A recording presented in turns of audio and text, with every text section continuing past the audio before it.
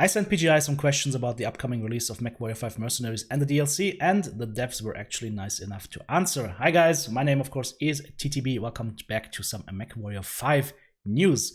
Guys, I actually reached out to Darren, the community manager over at PGI, and asked him a couple of questions, and little did I know that he will actually be kind enough to forward these directly to the developers of MW5. And I think you will find that you might have asked yourselves these questions about MW5 as well, because you came across some of the issues that I came across as well. So without further ado, let's jump into them. It's only 4 questions, but those were the most important to me. I was asking, does Rihanna still have her secret fetish of picking up the lands as far away from its current location as possible once the mission is deemed complete? And the answer was, I'm paraphrasing here, I'm not copy and pasting the answers, of course, that making your way to an extraction site is by design. Sometimes that might be closer to you, sometimes that's a little bit further away.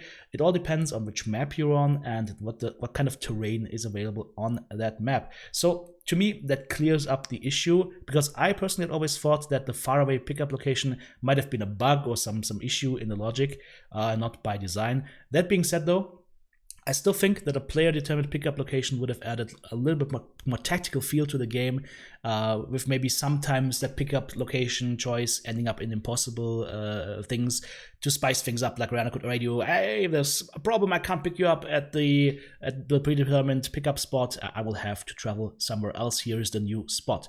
That would also be more logical, as you're operating from the background of a well-trained merc outfit that would not place their lives and their money, aka mechs, at risk due to non-existing exit strategies. So I understand that point, but I think that could have been solved a little bit better, and maybe that it's an idea for PGI in the future on how to resolve this. The next question I asked, Landsmate AI, which has been an issue for a lot of players, especially when you're attacking targets and firing, they seemed a lot weaker or slower than enemy AI. And also sometimes Landsmates did not use all available weapons or in incorrect ways. And I got a lot of insight into this. So what the devs responded is that Landsmate AI is actually very similar to enemy AI, with a few extra benefits that the enemy AI does not get, as well as the ability for the player to override behavior from the AI based on player commands, as in, for example, hold fire, when the AI could shoot, but you tell it to not shoot. So that command gets overridden.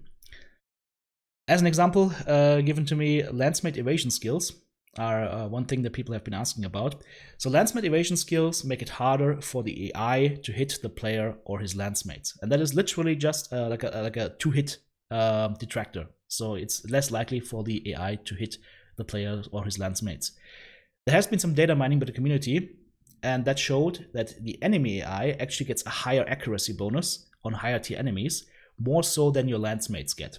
But this is necessary to offset the already mentioned Landsmate evasion skill that the enemy AI just doesn't get. And that's an example where community data mining came to a faulty conclusion by just looking at like one attribute without understanding the whole logic behind it, or the entire system behind it. In some, the higher accuracy is needed to counterbalance all the evasion skills that the players or enemy AI Landsmen accumulate over the time that the enemy AI do not benefit from. With regards to the AI not using all available weapons, that's not true, but there are reasons why that sometimes seems to be the case. Landsmates will only fire a weapon group if they have heat available to fire it. That makes sense, right? Overheating and shutdown is mostly avoided. It might happen, for example, if an enemy mech doses your teammate with some flamers, but they are mostly avoiding overheating and shutdown, because that would be a frustrating experience to the player if your AI Landsmates just keep shutting down due to overheating. Landsmates furthermore will only fire weapon groups as set up by you, the player. So if you set up, for example, 2 PPCs as one weapon group, that group will only ever fire if the AI has enough heat available to fire the entire weapon group. This last part leads to players making the assumption that not all weapons would end up being used, whereas the only thing that prevents the AI from firing all of those weapons available to them is the accumulated heat.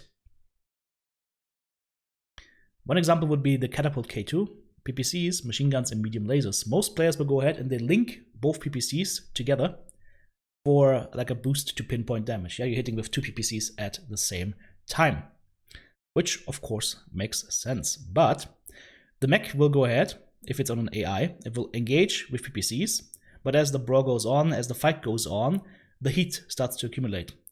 And of course, distances might close. At that point, the AI switches to machine guns and medium lasers and keeps shooting those medium lasers, because it doesn't have enough heat capacity to actually fire those PPCs without shutting down.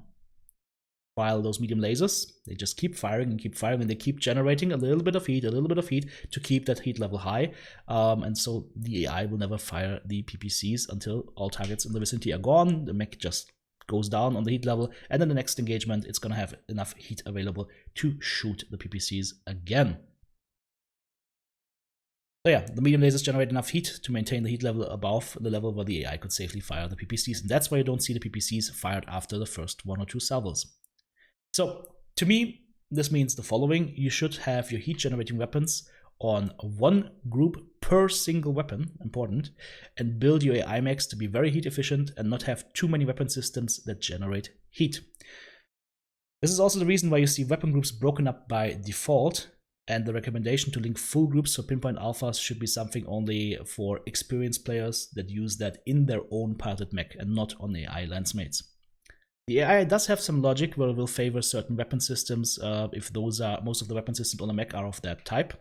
But again, because of the heat cap, you may see that the AI shoots less in an attempt to just cool down to use the weapon groups set for them by you, the player. This is the main reason why, for example, let's say you have an awesome. On the default setting, each PPC is on a singular weapon group, so the AI doesn't run into this problem, right? Very simple. 3 PPCs at the same time, as opposed to 1 PPC, 1 PPC, 1 PPC. You might run into a heat cap, and then the mech has to cool down from maximum heat to the point where you can shoot 3 PPCs at the same time again, as opposed to cooling down a little bit, shooting 1 PPC, cooling down, shooting, cooling down, and so on. Right, makes sense, right?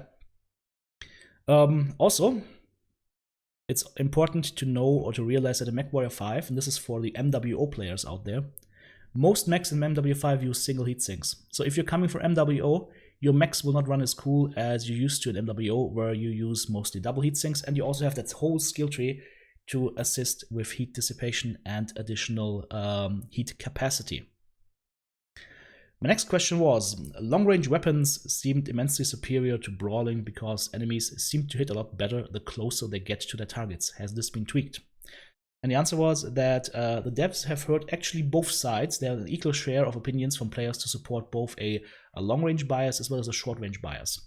On PGI's end, it seems to be equal between those 2 dominant points of feedback, so they see no immediate need to tweak anything at this time. However, after the DLC is released, if there is one meta developing towards one certain style, for example, brawling over long-range firing, and just brawling seems superior to long-range firing or the other way around, then they're definitely open to making changes because they want to make sure that all kinds of playstyles are viable and fun in the game.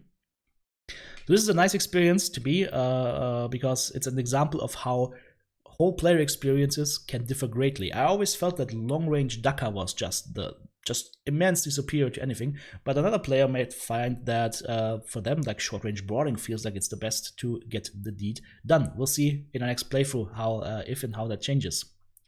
My last question was, enemy spawns. We've all talked about this. There used to be targets appearing out of thin air, which is an unnecessary break of immersion.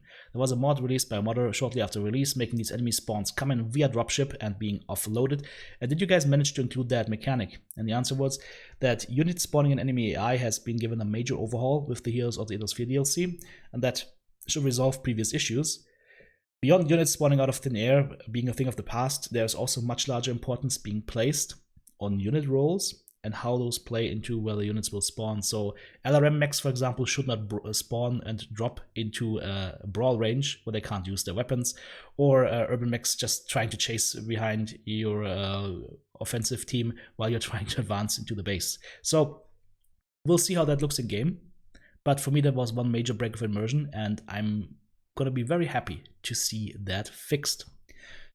Well, guys, I hope this video was interesting for you. Let me know your comments down in the comment section on YouTube below. And if you want to support me in any way as I'm doing this full time, check out my Patreon page or the various options available on Twitch. Have a good one, guys. I'll see you next time.